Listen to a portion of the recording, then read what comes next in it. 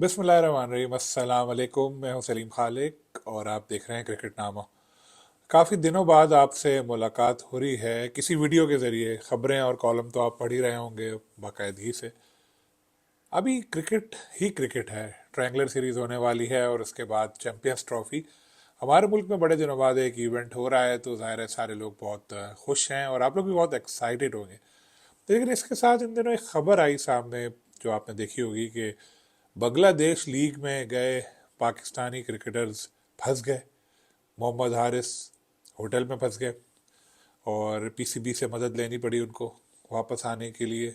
मुआवजे नहीं मिल रहे पहले प्लेयर्स को, और फिक्सिंग के भी केस सामने आए।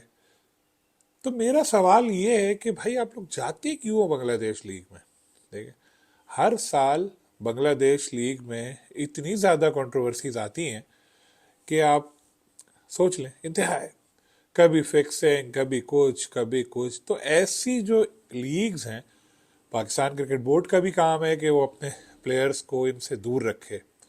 लेकिन होता यह है कि बांग्लादेश लीग में तो बस भर के जाते हैं। माशाल्लाह इतने पाकिस्तानी प्लेयर्स होते हैं कि कभी कभी लगता है कि ये बांग्लादेश लीग है या पाकिस्तान की लीग है। वहाँ चूंकि प्लेयर्स की ज़रूरत होती है और ए कैटेगरी प्लेयर्स बहुत ज़्यादा जाते नहीं हैं, तो इसलिए जो मिलता है वो वहाँ बुला लेते हैं। तो पाकिस्तान के तो मगर चलो ए कैटेगरी प्लेयर्स भी वहाँ जाके खेल चुके हैं। सॉरी, आपको याद होगा बाबर वगैरह भी खेले हैं वहाँ जाके, बड़ा उनको ज़बरदस्त मुआवजा दिया गया था।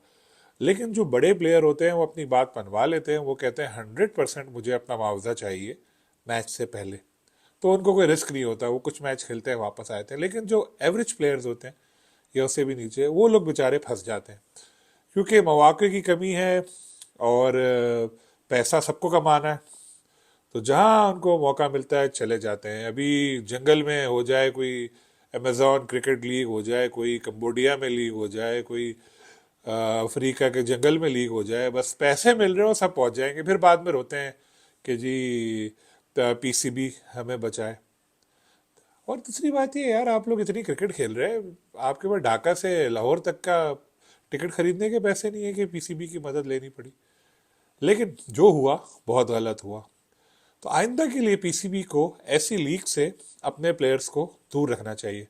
लेकिन होगा ये कि फिर यही प्लेयर्स रोएंगे, भाई लीग के एनओसी नहीं दे रहे, इतना लॉस हो गया, वो हो गया, ये हो गया।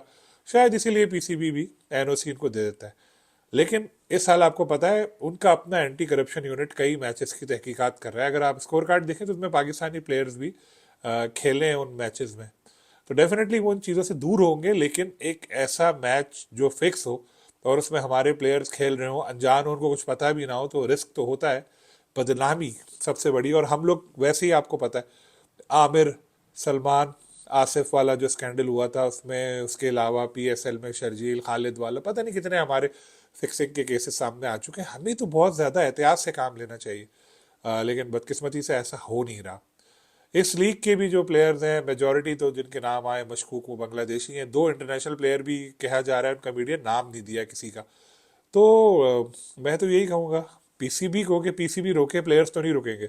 वो चले जाएंगे, जो भी जितने भी टके उनके पास आ रहे हैं वो लेने के लिए चले जाएंगे वहाँ पे, फिर वहाँ से रोएंगे हमें बुला लो, हमें बुला लो। तो ये चीज़ ठीक नहीं है। आप सख्ती करें, क्योंकि वो प्लेयर्स पाकिस्तान की नुमाइंदगी कर रहे हैं, पाकिस्तान के नाम पे वो जा रहे हैं। कोई जिम्बाब्वे के प्लेयर्स को इतने सारे नहीं बुलाया जाता लीग्स में, दूसरे मुल्कों के प्लेयर्स को नहीं बुलाया जाता, जो इंडोनेशिया के, चाइना के।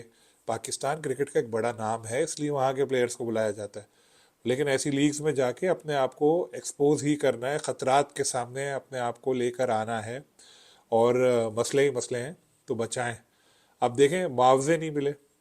पीएसएल को मैं दाद देता हूँ, ख़ास तौर पे नजम सेठी साहब को, जिन्होंने बड़ा ज़बरदस्त एक रूल बनाया। और ज़ाहिर फ्रेंचाइज ने उनको इस हिसाब से मशवरा दिया होगा, डेफिनेटली मिल के बैठ के इन्होंने एक ऐसा रूल बनाया कि जी फ्रेंचाइज के पास है ही नहीं इख्तियार पैसे देने का। वो अपना जो लमसम अमाउंट है फीस में से, या जो सेंट्रल, ये जो रेवेन्यू होता है उनका सेंट्रल पूल, उसमें से कहीं से भी पीसीबी डायरेक्ट पेमेंट करता है।